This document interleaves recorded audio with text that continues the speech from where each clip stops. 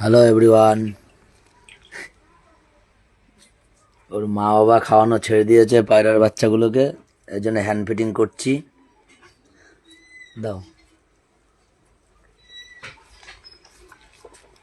কিছু করার নেই।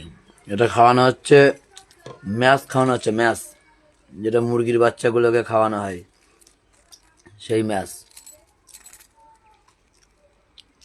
ম্যাশ খাওয়ালে পরে অনেক সুবিধাও আছে। যেসব পায়রা সবুজ পটি করে সেসব পায়রাগুলো ঠিক হয়ে যায় এই ম্যাশ খাওয়ালে। আর কিছু করার নেই, না খাওয়ালে বা যদি হ্যান্ড ফিটিং না করি বাচ্চাগুলো সব মরে যাবে।